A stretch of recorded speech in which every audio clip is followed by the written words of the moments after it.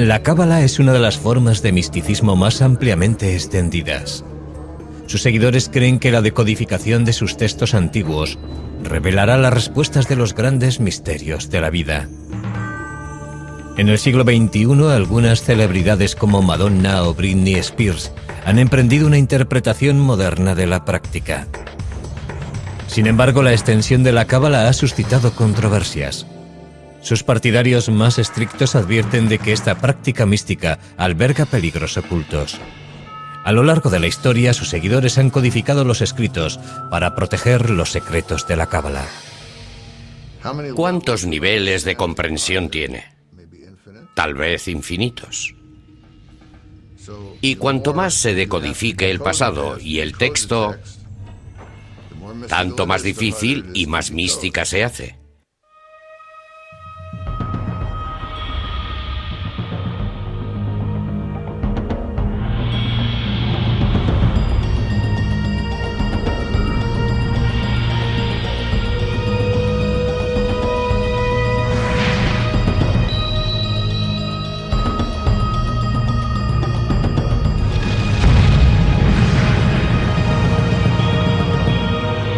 Descifrando la historia. Los secretos de la cábala. En Babilonia, a principios del siglo VI a.C., un joven israelita llamado Ezequiel tuvo una visión. Y en plena contemplación, una tormenta apareció del norte, y había una llama que relampagueaba continuamente, y en medio de esa llama había un trono, y sobre el trono una figura de aspecto humano. Ezequiel creía que había tenido una visión del cielo y había visto a Dios sentado en su trono. Esta visión cautivó a un grupo de místicos judíos. Tenían la esperanza de que estudiando esa imagen podrían ver a Dios ellos mismos y fundirse con el espíritu de la divinidad. Los judíos que persiguen una experiencia mística intentan recrear la experiencia de Ezequiel, y aquello se convirtió en el modelo de la mística judía hasta la aparición de la cábala. En el siglo II de nuestra era, el Imperio Romano dominaba lo que hoy es Israel. Los judíos que practicaban su fe de manera abierta eran asesinados u obligados a exiliarse. Fue entonces cuando muchos judíos recurrieron al misticismo para tratar de comprender la voluntad de Dios.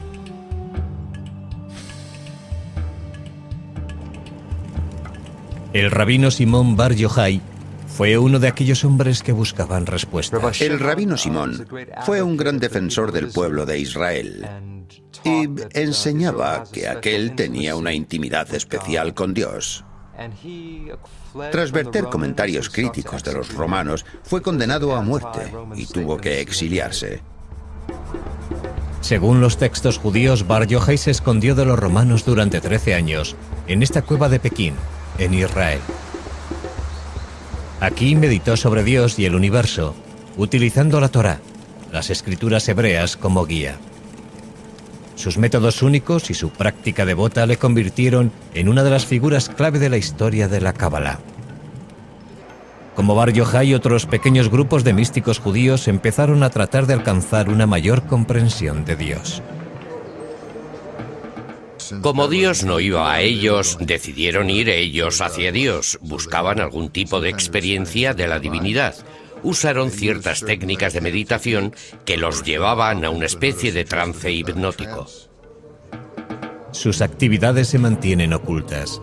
Los místicos advierten de que esta práctica puede ser muy peligrosa para la gente corriente. Antiguas leyendas hablan de novicios que enloquecieron o incluso murieron por no estar preparados para enfrentarse a las poderosas fuerzas espirituales que se desencadenan.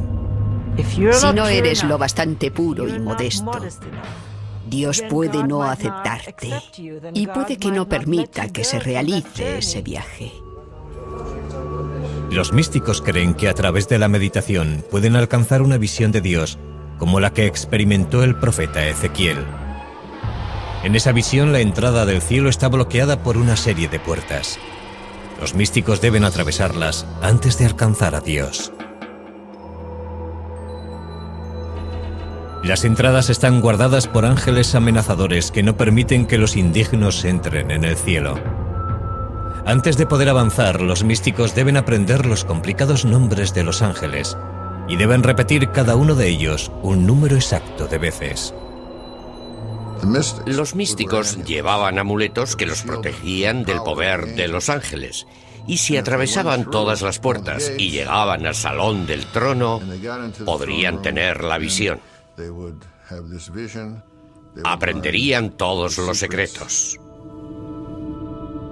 Los místicos afirman que esos secretos les ayudan a comprender los pensamientos de Dios. Más o menos en la misma época, místicos desconocidos plasmaron un concepto asombroso en un libro que tuvo una gran influencia. El texto es el libro de la creación o Sefer Yetzirah, que describe cómo Dios hizo el mundo utilizando las 22 letras del alfabeto hebreo. Dios habló y dijo, hágase la luz. De modo que está claro que las palabras de Dios fueron el agente de la creación. Pero, ¿en qué lengua habló Dios? Habló en hebreo, por supuesto. Así que las 22 letras del alfabeto hebreo fueron el alfabeto de la creación. Lo que hace el Sefer Yetzirah es tratar de describir cómo Dios creó el mundo de una manera más detallada que el Génesis. Desarrolla la idea de que Dios creó el mundo a través del lenguaje, pero no tanto de las palabras como de las letras individuales, y esto debe entenderse de manera literal. Dios juntó las 3 letras, Aleph, Bet y Nun, para formar la palabra Obam, piedra. De la combinación de esas 3 letras se creó la piedra, y Dios obró de manera similar con todos los objetos del universo, que creó combinando letras y números. Los rabinos creían que las enseñanzas del Sefer Yetzirah eran demasiado poderosas como para que las experimentara la gente corriente, y los detalles del libro se mantuvieron ocultos. Estas revelaciones místicas se transmitieron de forma clandestina durante cientos de años. En el siglo XI, los cruzados emprendieron una nueva oleada de persecución contra los judíos, cuando los ejércitos cristianos intentaban arrebatar Tierra Santa a los árabes. Huyendo de la tortura y la muerte, los judíos se desperdigaron por Europa y el Próximo Oriente, llevando sus tradiciones secretas a sus nuevos lugares de asentamiento. Para el siglo XIII, las enseñanzas místicas se habían extendido en las comunidades judías de lo que hoy son Alemania, Francia y España. El término cábala, que significa recepción en hebreo, se empezó a extender para describir esa práctica. Estamos hablando de un pequeño grupo de profesores y rabinos judíos, personas dedicadas a la vida espiritual, que estaban reuniendo las tradiciones primitivas, desarrollando técnicas de meditación y recreando la imagen de Dios de una manera muy asombrosa.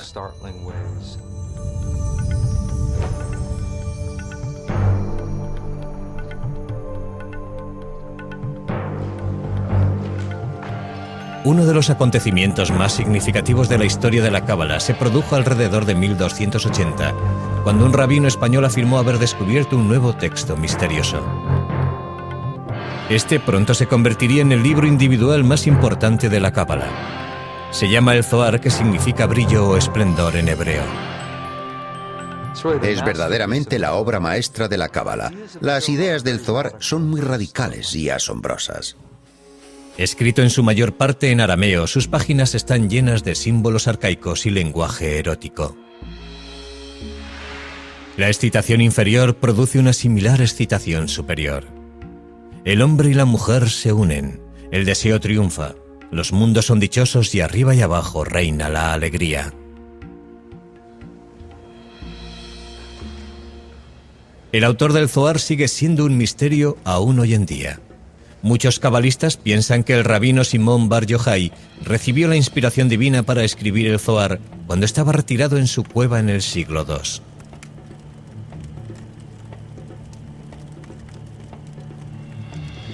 Otros sospechan que el manuscrito fue escrito 1000 años después, probablemente por un cabalista hispánico o por un grupo de varios rabinos. Está escrito en arameo por alguien que no dominaba demasiado esa lengua. Y encontramos en el Zohar palabras del portugués o castellano medievales. Así que la cuestión que los estudiosos han debatido durante un par de cientos de años es: ¿quién lo escribió y cómo sucedió? Pero el mayor misterio del Zohar se encuentra en el interior de su texto místico. Hay que trabajar mucho para descifrarlo. Y por eso resulta atractivo. Porque este hermoso juego te hace participar, mostrando y escondiendo. La decodificación de estos complicados pasajes promete una mayor comprensión de Dios y de su relación con los humanos. El Zohar ve la Biblia en realidad como un código secreto. Cada acontecimiento del Zohar, cada pieza narrativa, cada ley bíblica nos dice algo no solo de lo que sucede en la tierra, sino también de la naturaleza interna de Dios. Los cabalistas creen que si pueden descifrar el Zohar con éxito, podrán desentrañar los misterios del cielo y la tierra. Uno de estos secretos es una asombrosa revelación sobre el cuerpo de Dios y su sexualidad.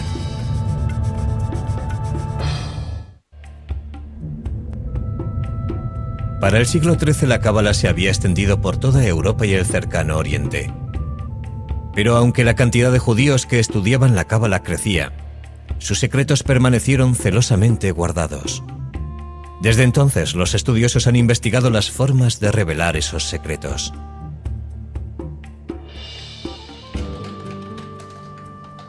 En Berkeley, California, Daniel Matt trabaja rodeado de estas copias del Zohar, el manuscrito más misterioso y reverenciado de la cábala. Su estantería está llena de versiones y comentarios en arameo, hebreo, inglés y francés, procedentes de bibliotecas de todo el mundo. Espera poder completar la primera traducción inglesa del Zohar basada en los textos originales en arameo.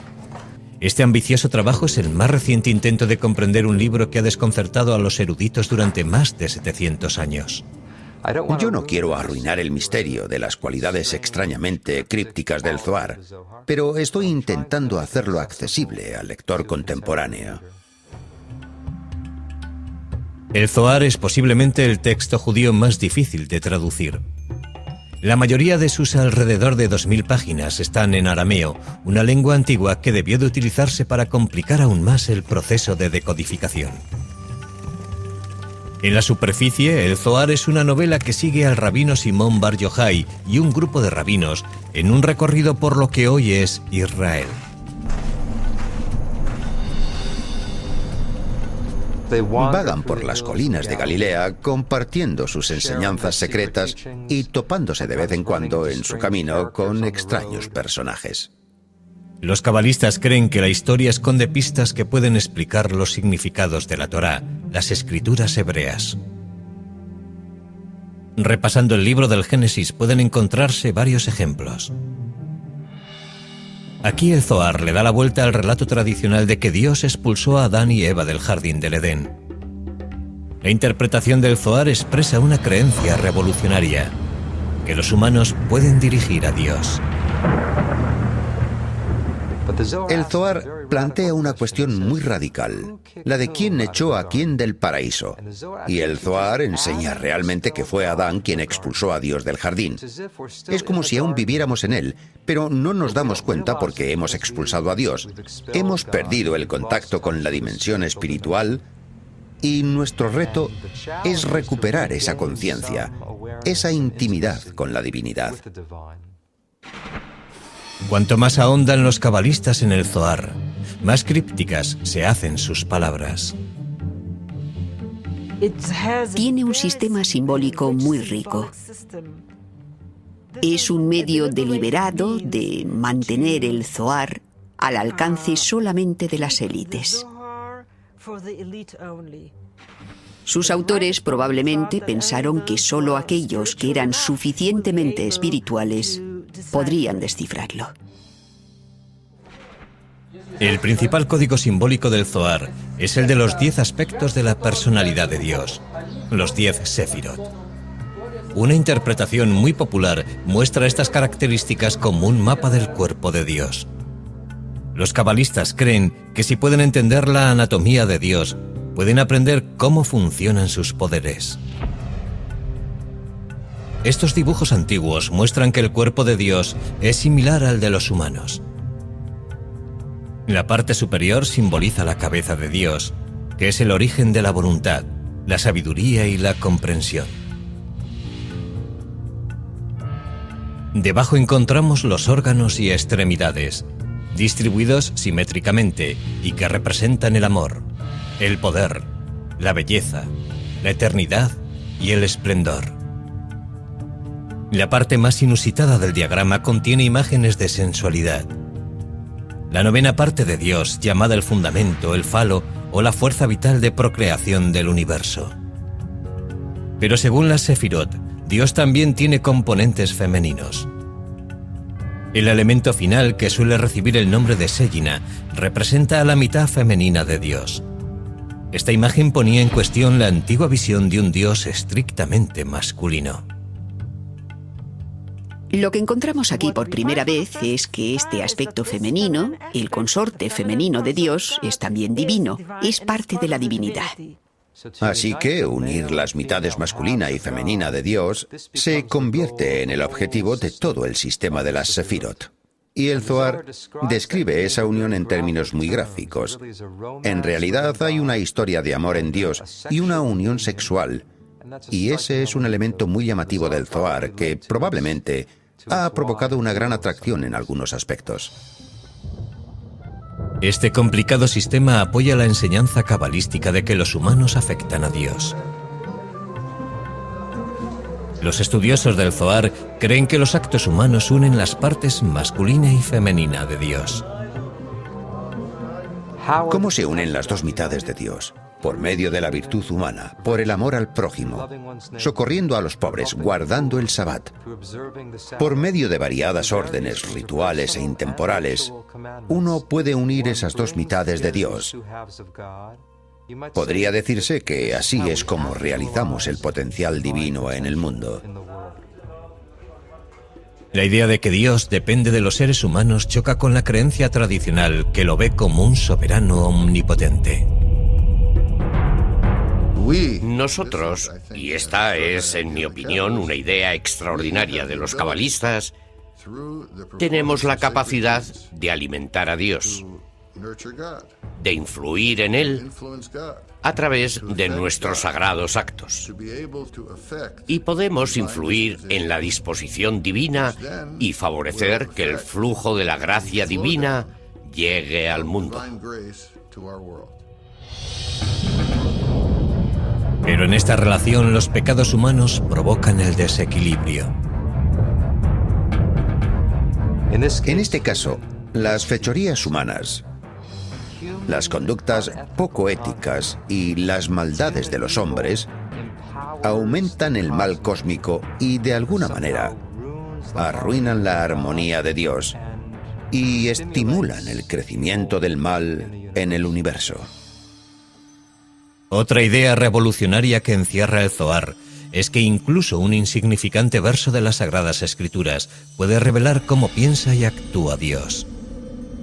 En el Zohar se lee la Biblia, no solo como una historia sobre los seres humanos, qué es lo que les sucede a estos, sino también como en un nivel místico, como la expresión de lo que sucede en la vida interior de Dios. Según el Zohar, los personajes humanos son metáforas de los pensamientos y las acciones de Dios. La cualidad del amor desinteresado, por ejemplo, se asoció a Abraham en la Biblia. De modo que todas las referencias a las acciones de Abraham deben verse como referencias al papel del amor desinteresado en el mundo. El Zohar también estudia los acontecimientos bíblicos en busca de significados ocultos. El diluvio, según la Cábala, se está produciendo ahora. Si aún no sabes que el diluvio se está produciendo, es que te estás ahogando y no lo sabes. Y otros varios símbolos de caos y destrucción de la Biblia son vistos por los cabalistas no como cosas pasadas, sino como acontecimientos que se están dando ahora.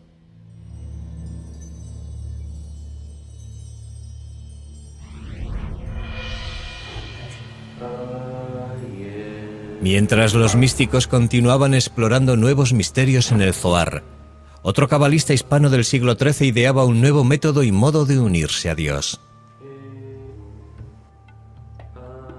La técnica de Abraham Abulafia contemplaba una meditación intensa y movimientos parecidos al yoga.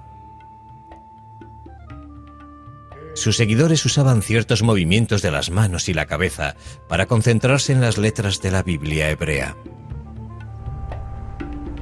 La idea más antigua es que Dios tiene muchos nombres y que esos nombres tienen poder absoluto.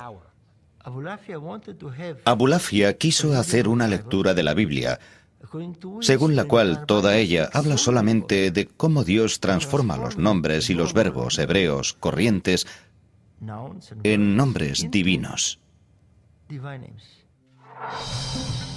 Uno de los nombres divinos que usó Abulafia es el nombre de 72 letras tomado de 3 versos del Éxodo. Cuando las letras de esos versos se combinaban de acuerdo con las instrucciones de Abulafia, formaban uno de los nombres secretos de Dios.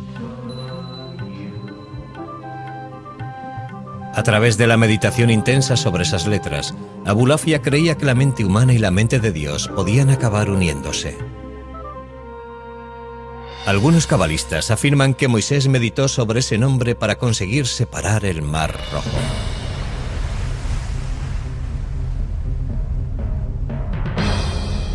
En la época de mayor poder de la Inquisición española, los reyes Isabel y Fernando declararon que todos los judíos debían convertirse al cristianismo o serían expulsados.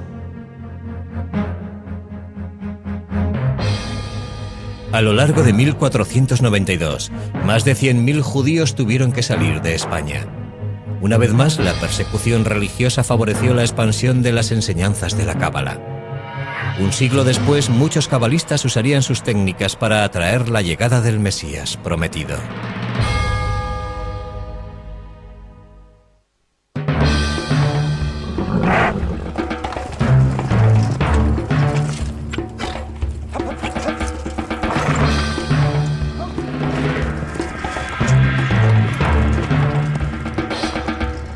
En 1492, la Inquisición española expulsó a decenas de miles de judíos, enviándoles al exilio.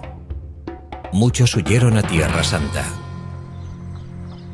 A 140 kilómetros al norte de Jerusalén, en la región de Galilea, místicos judíos conocidos como cabalistas se establecieron en la ciudad de Safed. Unos cuantos cabalistas se dirigieron a Galilea, en parte atraídos por el rabino Simón Bar Yochai, el héroe del Zohar que había recorrido la región.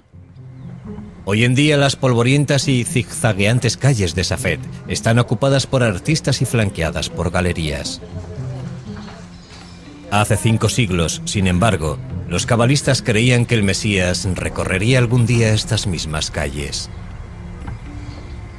En una de las escrituras se dice que cuando el Mesías venga a Jerusalén, aparecerá en primer lugar en Galilea, de modo que querían ser los primeros en verlo.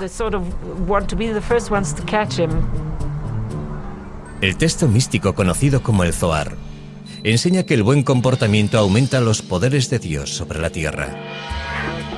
Basándose en esa filosofía, los cabalistas esperaban que una vida de santidad pudiera atraer la llegada del Mesías. Los cabalistas de Safed se afanaron por construir una sociedad religiosa perfecta. La idea era que la gente debía ayudar y favorecer la llegada del Mesías. Debían ser lo suficientemente puros. Se levantaban a medianoche para decir sus oraciones y volvían a levantarse al alba para orar a la salida del sol. Los maestros de la Cábala de Safed instruían a sus seguidores para que se comprometieran con meditaciones minuciosas, ayuno y una estricta observación de la Torá. El maestro más famoso fue el rabino Isaac Luria de Jerusalén. Para cuando Luria empezó a enseñar en Safed en 1570, ya estaba considerado uno de los más importantes hombres santos del siglo. En su juventud, Luria había pasado varios años en aislamiento cerca de El Cairo, en Egipto. Dicen los cabalistas que allí Luria estudió el Zohar y tuvo visiones de ángeles y profetas bíblicos. Hay pruebas de que utilizó el Zohar como una especie de mantra. que repetía pasajes del Zohar una y otra vez hasta que los tenía profundamente interiorizados. En este estado como de trance, Luria adquirió habilidades extraordinarias. El rabino Isaac Luria podía mirar a la frente de una persona y leer en ella todo lo que le pasaba, como quien lee la palma de la mano. También era sanador. Podía describir las vidas pasadas de las personas y decir lo que debía corregirse. Luria creía que comprender las vidas previas de las personas podía proporcionar una mejor percepción de sus problemas actuales. Enseñaba una teoría de la reencarnación que afirmaba que cada individuo desciende de una cierta raíz del alma procedente de Adán y Eva. Uno desciende de Caín o Abel, o de alguno de los 3 hijos de Noé, Sem, Cam o Jafet.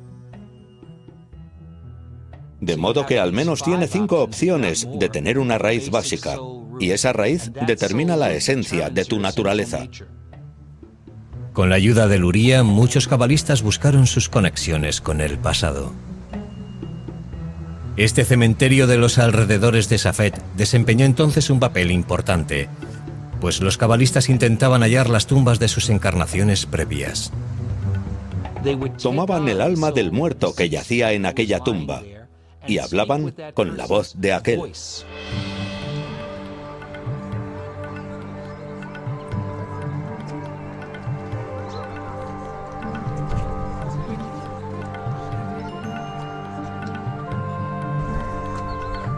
Los rituales funerarios y las peregrinaciones continúan aún hoy en día en los alrededores de Safed.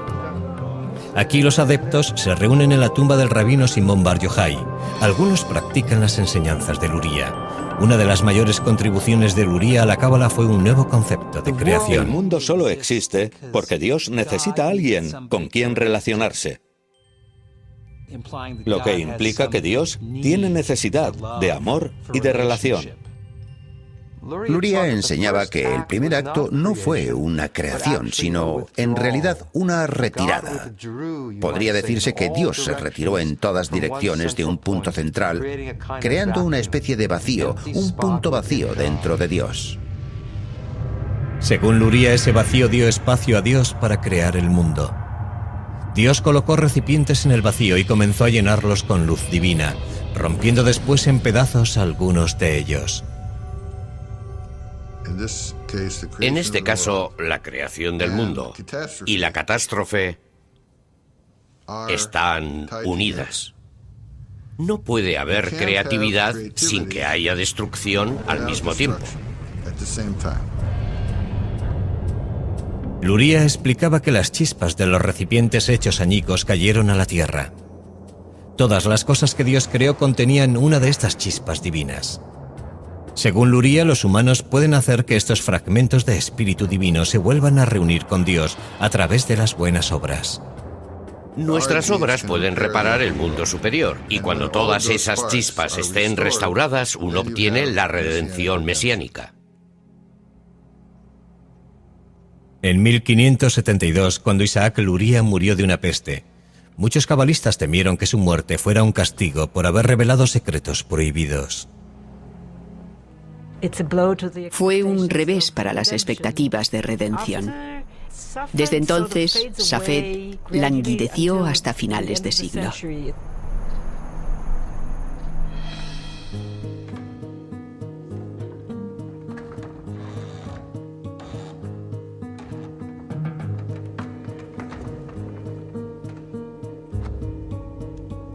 La invención de la imprenta difundiría las enseñanzas de la cábala de una manera mucho más amplia.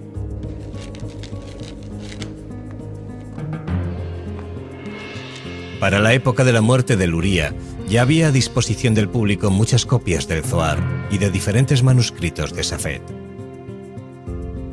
La cábala parecía haber salido por fin de su refugio oculto. Para el siglo XVI, las ideas místicas de la cábala habían alcanzado la mayor parte del mundo judío. Los seguidores la practicaban en toda Europa, el norte de África y el Próximo Oriente. En el siglo siguiente la cábala se extendería como un reguero de pólvora, pero en las manos equivocadas, sus enseñanzas tendrían consecuencias desastrosas.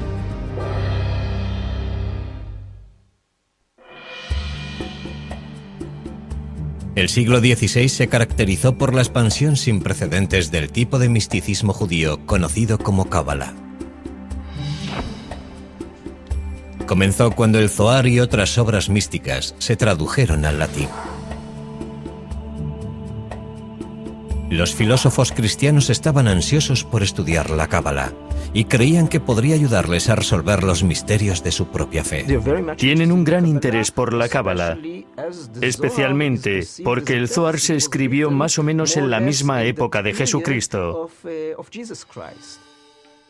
Y de ahí suponen que contiene un judaísmo puro y no contaminado de la época de Cristo, que confirmaría las verdades del cristianismo. Esta creencia fue la base de lo que se ha dado en llamar cábala cristiana. Los pensadores del Renacimiento también usaron la cábala para comprender las obras de Pitágoras y Platón, cuyas filosofías reflejaban aspectos del misticismo judío. Algunos eruditos afirman que el filósofo Gottfried Leibniz, que inventó el cálculo, e incluso Isaac Newton estudiaron ideas cabalísticas. Yo no afirmaría que la ciencia moderna está basada en la cábala, pero sí es verdad que las personas que crearon la ciencia y la filosofía modernas tenían gran interés en ella. Mientras, la cábala estaba siendo estudiada también por dos hombres que inadvertidamente provocarían una de las mayores catástrofes de la historia de la cábala.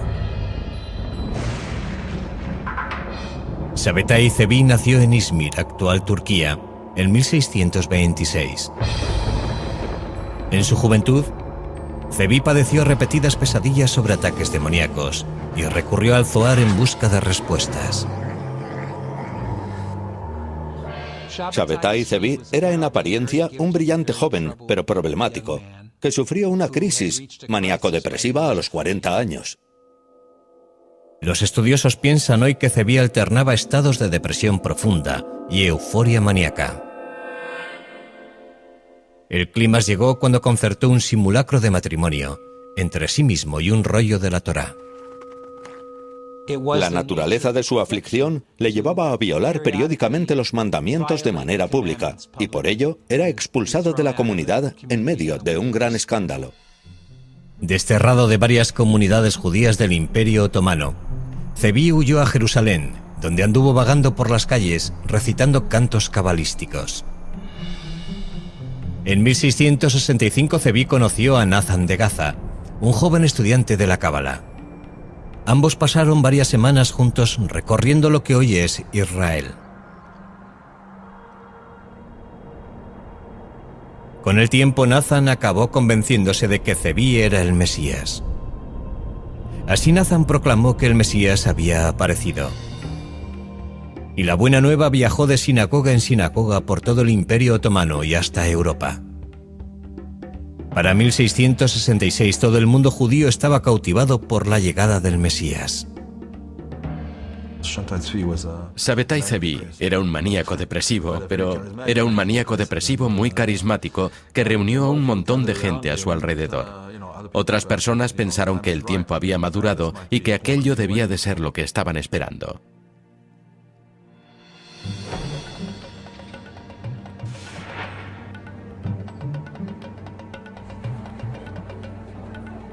A principios de 1666, soldados otomanos arrestaron a Zevi y lo llevaron al palacio del sultán, en lo que hoy es Turquía. El sultán lo condenó a muerte por haber causado un tumulto popular. El sultán le hizo una oferta de las que hoy diríamos que no puedes rechazar. Es decir, o te conviertes al Islam o te corto la cabeza, porque si tú eres el Mesías y te corto la cabeza podrás volver a ponerla en su lugar. Si Sabetay Zevi estuviera buscando el martirio, habría provocado un fenómeno parecido al de Jesús. He aquí el Mesías que muere por su fe. Pero Sabetay Zevi tomó la salida fácil y se convirtió al Islam. Cuando Zevi salió del palacio del sultán convertido al Islam, un puñado de sus seguidores siguió su ejemplo y se convirtió también. Pero la gran mayoría de los judíos se sintió ultrajada. Los judíos acusaron a los cabalistas de herejía y culparon a la cábala de haberlos llevado por el mal camino. Yo creo que uno de sus mayores efectos fue convencer a la gente de que el misticismo era una mala cosa, de que el misticismo era peligroso y conducía a cosas terribles. Y es aquí donde se establecen restricciones cada vez mayores y más severas. ¿Y sobre qué gente puede estudiar la cábala y hasta qué punto debe extenderse?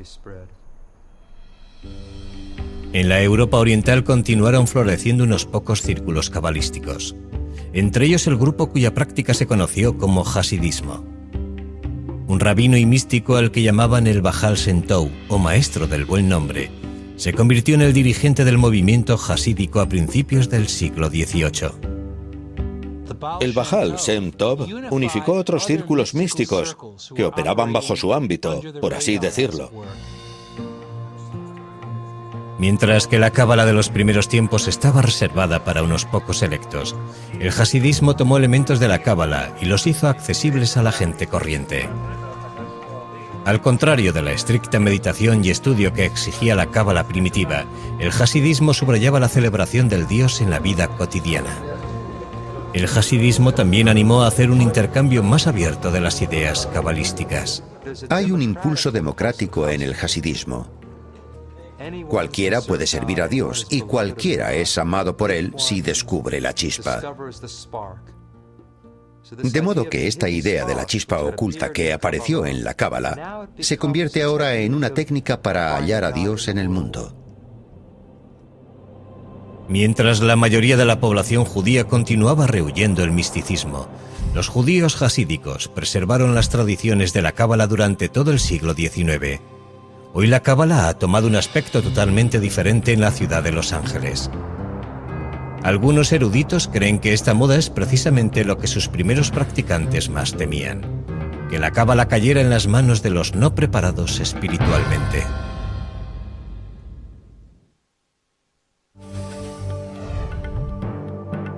La cábala consiguió una gran popularidad por primera vez a finales del siglo XVII.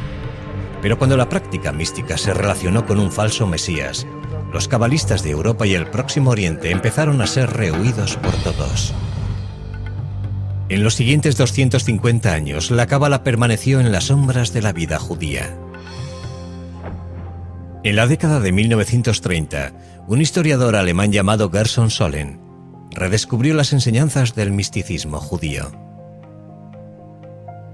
Se pasó muchos años viajando por las bibliotecas de Europa y catalogando y leyendo estos manuscritos,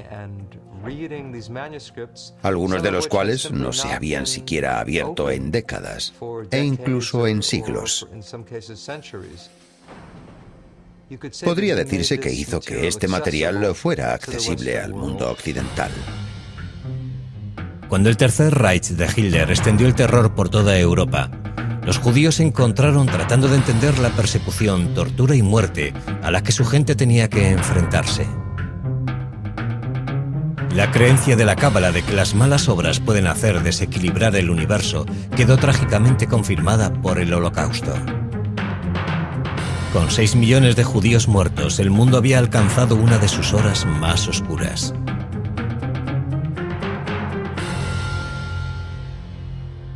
Sin embargo, los judíos y los cabalistas tenían también la esperanza de que el mundo podía ser corregido. En tiempos de crisis, en tiempos de sufrimiento en el que la gente trata de mantenerse en pie y satisfacer sus necesidades de orden, de comprensión y de realización, el misticismo puede proporcionar algunas respuestas a todo ello. En la década de 1960, la contracultura norteamericana exploró nuevos modos de acercamiento a la religión.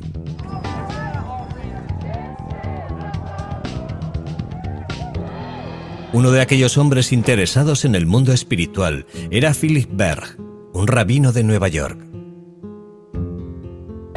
A finales de la década, Berg viajó a Israel, donde ahondó en las enseñanzas de la cábala. Berg se dedicó entonces a estudiar esta antigua práctica. Su objetivo era compartir la cábala con las masas.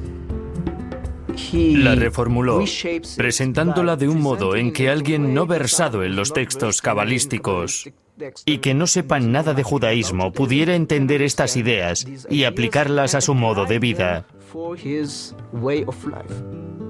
La interpretación simplificada de la cábala que hizo Berg se extendió rápidamente. A principios de la década de 1970, Berg abrió su primer centro de la cábala en Tel Aviv. Durante la década de 1980, Philip Berg y su familia construyeron un imperio de la cábala con base en Los Ángeles.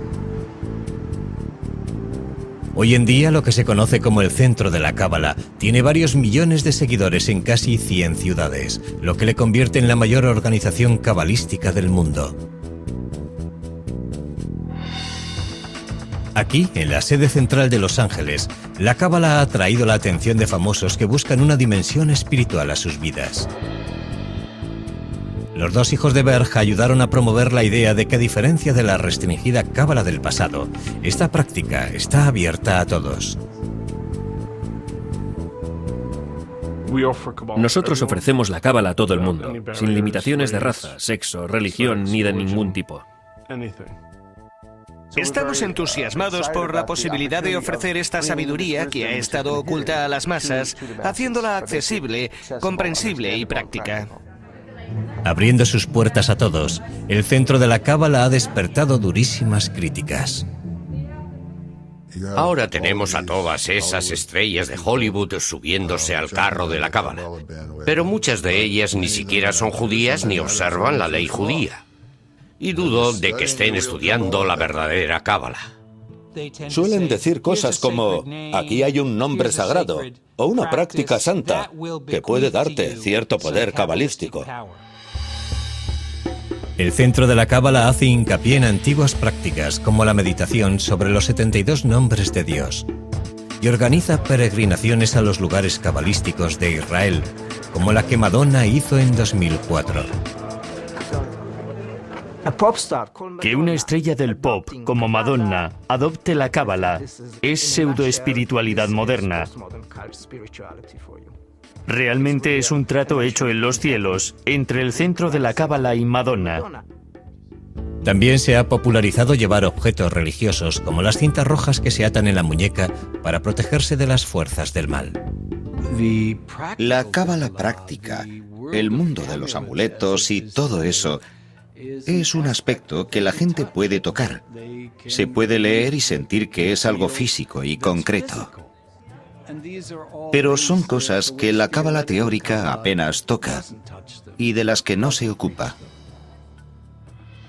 La nueva cábala es estudiar la cábala no para comprender el universo, sino para hallar un modo práctico de mejorar tu vida.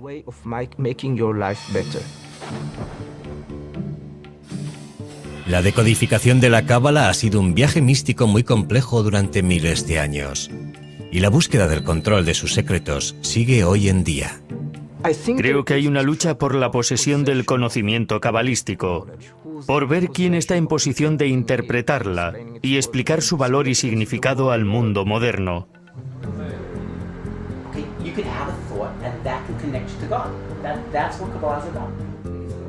Hoy en día se siguen realizando profundos estudios de la cábala y se seguirán haciendo. Yo estoy seguro de que muchos de esos otros que no son sinceros acabarán pasando antes o después. Muchos seguidores dicen que incluso con una dedicación absoluta es imposible descubrir todos los significados ocultos de la cábala. Hay tantos estratos y niveles en la cábala que podría llevarte toda la vida y aún así no podrías terminar de aprender todo su universo. Esta sabiduría mística antigua seguirá sin duda revelando nuevos misterios al mundo moderno. La gente buscará nuevas técnicas y significados y caminos para hacer más espirituales sus vidas. De modo que mientras exista la humanidad, existirá el misticismo. Es algo muy antiguo y muy cercano y contemporáneo al mismo tiempo. Y pienso que lo que hace tan fascinante a la cábala es que es al mismo tiempo nuevo y antiguo. Nos preguntamos por qué estamos en el mundo y cuál es la naturaleza de Dios. Y la Cábala trata de responder a esas preguntas.